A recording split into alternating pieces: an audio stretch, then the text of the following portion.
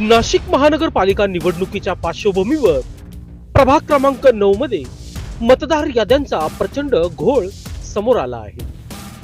शिवसेना उपमहानगर प्रमुख कल्पेश कांडेकर यांनी थेट पत्रकार परिषद घेऊन निवडणूक आयोगावर गंभीर आरोप केले आहेत। कांडेकर यांच्या म्हणण्यानुसार एका पत्त्यावर थेट 25 मतदारांची नावे तर काहींच्या पत्त्यावर प्रश्नचिन्ह तर अनेकांची नावे चुकीची।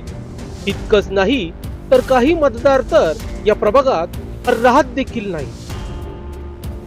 या सर्व विसंगती तात्काळ दुरुस्त करून नव्या मतदार याद्या जाहीर करण्याची मागणी त्यांनी केली असून हा घोळ न मिटल्यास आम्ही थेट उच्च न्यायालयाची वाट धरू असा इशारा कांडेकर यांनी दिला आहे। प्रभाग क्रमांक 9 मधील मतदार याद्यांचा हा गोंधळ आता राजकीय तापमान आणखी वाढवणार इतकं निश्चित।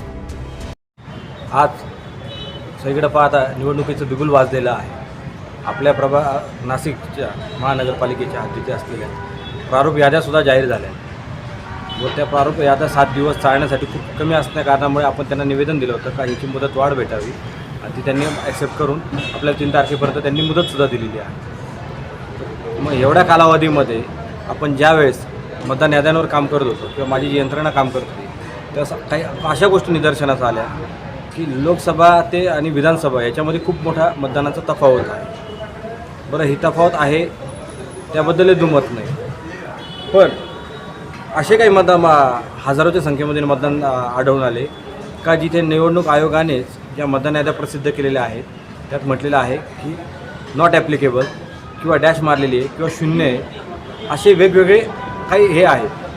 मग ही निवडणूक काही जादूटोणा झालेला आहे का या निवडणुकीमध्ये, का अचानक सगळ्यांचे पत्ते गायब झालेले आहेत। एकाच घरामध्ये असे सुद्धा खूप काही गोष्टी सापडल्यात का एकाच घरामध्ये 1 नंबरच्या घरामध्ये कांडेकर पण राहतो, शेख पण राहतो, पाटील पण राहतो, असे असंख्य वेगवेगळ्या नावाचे व्यक्ती 1 नंबरच्या घरामध्येच राहत आहेत। म्हणजे त्याला कुठलाही प्लॉट नंबर नाही, गट नंबर नाही, सर्वे नंबर नाही, जे की ही निवडणूक काय वैयक्तिक कोणासाठी ठरवून घेतली जाते का असा प्रश्न तिथं निर्माण होतो आहे। आता तुम्ही बघत असाल, हे तुम्हाला दाखवतो, निवडणूक आयोगाने ज्या मतदान याद्या जाहीर केलेल्या आहेत त्याचं त्यांनी प्रश्नचिन्ह मार्क केलेलं आहे। जर ते निवडणूक आयोग जर स्वतः प्रश्नचिन्ह मार्क करत असेल तर मग या मतदान याद्या प्रसिद्ध कसं काय झालं। अगदी त्याचप्रमाणे अगदी त्याचप्रमाणे ज्या मतदार याद्या ज्या प्रारूप स्वरूपाच्या ज्या मतदार याद्या जाहीर झाल्या त्या याद्यांमध्ये नावच नाही। मग त्याचा जरा सखोल अभ्यास केला आणि त्याचा इपिक नंबरवर सर्च केल्यानंतर ह्याचं जे नाव आलेलं आहे हे निवडणूक आयोगाने मला इथे वाचून दाखवावे। कानडी भाषा, ही जी कानडी भाषा आहे या कानडी भाषेचं नाव वाचून दाखवावे।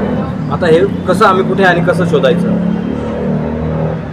म्हणजे हा घोळ काही जाणीवपूर्वक झालेला आहे का ही अशी शंका इथं उपस्थित होती। आता मी सातपूर निवडणूक आयोगाच्या ऑफिसमध्ये गेलो, त्यांना ह्या गोष्टीचं निदर्शनास आणून दिलं। त्यांनी मला सांगितलं की ह्या आमच्या हद्दीतल्या गोष्टी नाही आहेत, तुम्ही कलेक्टर ऑफिसला जा। त्यांच्याशी संवाद केल्यानंतर मग त्यांनी त्याच्यावर मला फक्त रिसिव्ड कॉपी दिलेली आहे। ही अशी परिस्थिती असताना मग ह्या निवडणुकीत जे तुम्ही म्हणतायत का युवकांना आपण पुढं आणलं पाहिजे राजकारणामध्ये, पण जर ह्या असा याद्यांचा गोळा असेल तर ह्याच्यात येणारी जी लोकशाहीच्या दृष्टीने आपण जे निवडणुका बघितल्या जातात त्या लोकशाहीच्या दृष्टीने नसून या हुकुमशाहीच्या दृष्टीने आहे असं म्हणायला काही वावं ठरणार। त्याच्यावर हरकती उचललेल्या आहेत। जर ह्या गोष्टीचं मार्गी लागून जर येणाऱ्या 22 डिसेंबरला जर ह्याच्यावर प्रारूप याद्यांचं जे फायनल याद्या येणार आहे त्या जर पूर्णत्वास स्वच्छ सुधारित जर आल्यात तरच आपण थांबणार आहोत, नाही तर हे आपण पिटिशन कोर्टामध्ये दाखल करणार आहोत। लोकशाही न्यूजसाठी बंटी आढाव, सातपूर।